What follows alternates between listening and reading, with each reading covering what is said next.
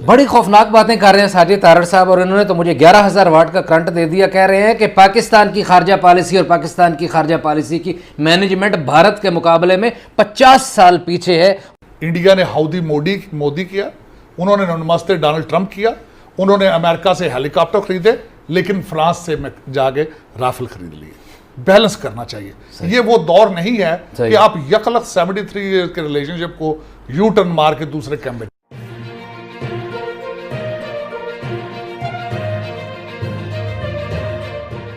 बड़ी खौफनाक बातें कर रहे हैं साजिद तारड़ साहब, और इन्होंने तो मुझे 11,000 वाट का करंट दे दिया। कह रहे हैं कि पाकिस्तान की खारजा पॉलिसी और पाकिस्तान की खारजा पॉलिसी की मैनेजमेंट भारत के मुकाबले में 50 साल पीछे है, और ऐसे नहीं होता कि आप 70 बरस के ताल्लुकात को एक ही यू टर्न से मोड़ लें। मुल्कों की दोस्ती इस तरह नहीं। तो इनसे और भी बहुत कुछ पूछेंगे। भारत हमारा दुश्मन ज़रूर है और धड़ल्ले का दुश्मन है, और बड़ी मक्कारी के साथ और बड़ी फनकारी के साथ दुश्मनी करता है, लेकिन खारजा पॉलिसी में अमेरिका में वो हमसे आगे है।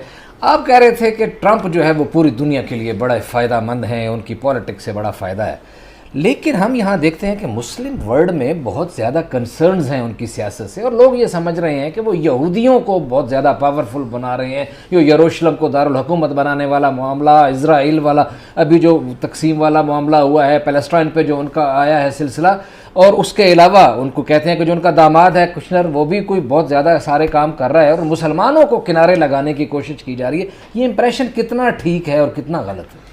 देखिए, सबसे पहले तो आपके नाज़रीन को ये बताना चाहूँगा कि मैं खुद पाकिस्तानी, मैं खुद मुसलमान, मेरी खुद फीलिंग्स यरूशलेम के लिए, बैतुल मक़दस के लिए, बिल्कुल मेरी नज़र में उतना ही उस जगह के लिए प्यार है जितना किसी मुसलमान का होगा। दुरुस्त है। अब मैं दूसरी साइड में बताना चाहूँगा कि डोनाल्ड ट्रंप साहब के बारे में ये गलत इमेज क्यों है और ये इसकी असल हकीकत क्या है। सही। सबसे पहले तो पाकिस्तान मुसलमान, Islam second biggest religion on the planet, 1.8 billion. Yes. आप इतनी ज्यादा पॉपुलेशन को चोक नहीं कर सकते। सही। आप ऑफ द टेबल नहीं ले जा सकते उनको। डोनाल्ड ट्रंप साहब का पहला इंटरनेशनल ट्रिप शुरू कहां से हुआ था? सऊदी अरेबिया से। So Middle East is very dear to his heart. Qatar और दूसरी चीजें उसके बाद आपने देखा, उसके बाद मिडल ईस्ट प्लान।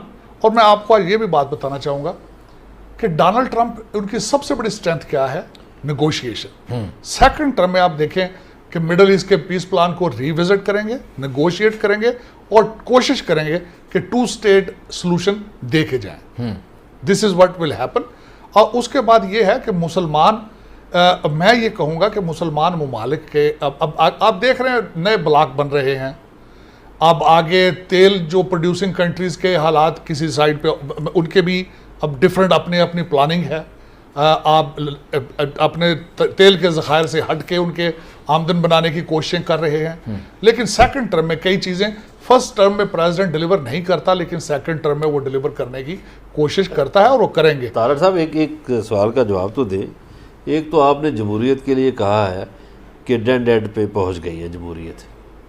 दूसरा, आपने ये इज़राइल और फ़लस्तीन के हवाले से बात करते हुए देखिए, ज़ालिम और मज़लूम के साथ एक जैसा रवैया तो नहीं है अमेरिकन का। देखिए, उसमें एक और आप यहाँ मैं मेंशन करना चाहूँगा, मेरे ज़हन में ये आइडिया था। आप ये सारा कुछ करने से पहले आप ज़रा अमेरिकन हिस्ट्री को स्टडी करें और ज्यू हिस्ट्री स्टडी करें, आप इज़राइल की हिस्ट्री स्टडी करें। अब जितनी स्ट्रॉन्ग इज़राइल की लॉबी है अमेरिका में, आप उनको निगलेक्ट नहीं कर सकते। ठीक है। आप 1800 सेंचुरी से लेकर अब तक दुनिया में जितनी इन्वेंशंस हैं, आप यहूदी कंट्रीब्यूशन उसमें नहीं देख, आप निगलेक्ट कर सकते। नहीं कर सकते। इस वक्त इजराइल की साइंटिफिक चीज़ों में अचीवमेंट्स आप निगलेक्ट नहीं कर सकते। उनके एग्रीकल्चर फील्ड में आप चीज़ें निगलेक्ट नहीं कर सकते। और मेरे ख्याल में, और जो सबसे बड़ी बात जो मैंने पहले भी थोड़ा सा उसको टच करने की कोशिश की, कि Donald Trump is a anti war president. वो इराक की जंग के खिलाफ थे, उनके मैंडेट का हिस्सा था ट्रूप्स को वापस लेके आना, अफगानिस्तान में रीनिगोशिएशन। और उसके बाद मैं यहाँ पे सबसे स्ट्रॉन्ग बात जो बताना चाहूँगा, ईरान ने अमेरिका का अनमैन ड्रोन गिराया था। दूसरे दिन मुझे अभी याद है, दुनिया सोच रही थी कि अमेरिका सख्त रिएक्ट करेगा। डोनाल्ड ट्रंप साहब की स्टेटमेंट थी कि अमेरिकन हमने कोई हमारी जानी नुकसान नहीं हुआ, हम इस पर किसी का जानी नुकसान नहीं करेंगे। तो हमेशा सैंक्शंस को, एम्बार्गोज को यूज़ करते हैं, जंग को यूज़ नहीं करते। तो मेरे ख्याल में, और दूसरा मैं एक ये बात बताना चाहूँगा कि ये इस तरह के सवालात मैंने बड़ी दफ़ा देखे कि ही इज़ एंटी मुस्लिम, मुसलमान कंट्रीज़ पे बैन, ये वो मुसलमान कंट्रीज़ बैन लिस्ट जो थी वो बराक ओबामा के पीरियड में बनी थी। और दूसरा उसका, मैं बहसीते मैं एक लॉयर हूं, मैं समझता था कि वो एक बैन नहीं, पॉज था, और पॉज इसलिए था कि ही वांटेड टू स्टडी कि where is this hatred is coming from. दूसरा सबसे बड़ी बात यह थी कि वो he is not anti Muslim, he is anti trouble makers. उन्होंने आईसिस के खिलाफ पीछे गए, खुल खुला के गए, अलकायदा को खुल खुला के उसके पीछे गए, और दूसरे जितने एलिमेंट्स थे। और मैं यहाँ आपके देखने वालों को ये भी बताऊंगा, इन सारी ऑर्गेनाइजेशंस के सबसे ज़्यादा विक्टिम कौन थे, कौन हैं? मुसलमान। तो वो इन चीज़ों को, he is a peace loving president, no question about it.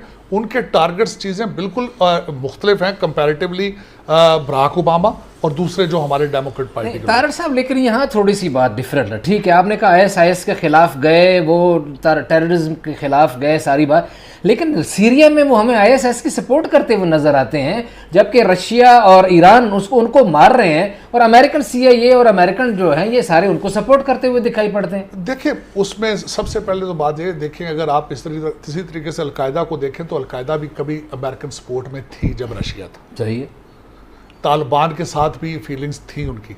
आज टेबल पे बैठ के नेगोशिएशन भी हो रही है। आजकल ये दौर ऐसा जा रहा है कि कंट्रीज अपने इंटरेस्ट के लिए चीज़ें अपने फ़ायदा देखते हैं। अमेरिका, और दूसरा डोनाल्ड ट्रंप का स्लोगन हमेशा ये रहा है, अमेरिका फर्स्ट। तो वो अपने अमेरिका फर्स्ट के ज़रिए जहाँ उनको जो पार्टी जो चीज़ उनको सूट करती है, this is how he plan. लेकिन उससे पहले ये देखें कि उसके पहले जो प्रेसिडेंट थे हमारे बराक ओबामा साहब, वो सीरिया में रेड लाइन ड्रा करते रहे हैं और रशिया उसको अब्यूज़ करता रहा है। उन्होंने सीरिया में जाके नेवल बेस बना ली, जो कि बहुत, क्रीमिया और यूक्रेन में चले गए।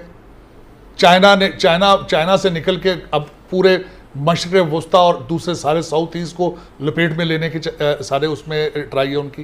जो सारी चीज़ें is on a presidential table.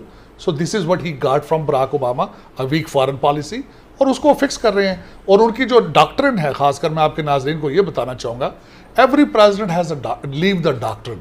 उनका डॉक्ट्रिन है पीस थ्रू स्ट्रेंथ। एक तो रिपब्लिकन पार्टी का एजेंडा होता है to make the Pentagon strong, a stronger army. उन्होंने स्पेस आर्मी आज तक, अभी तक किसी और कंट्री ने नहीं बनाई। डोनाल्ड ट्रंप साहब is the founder of space army. उन्होंने, वो कहते हैं कि हम ना सिर्फ ज़मीन पे जंगों पे सुप्रीमेसी चाहते हैं, हम स्पेस में भी अपनी सुप्रीमेसी चाहते हैं। तो उसका आगाज़ हो चुका है, लेकिन achieving peace through strength, that's his doctrine and is standing behind it.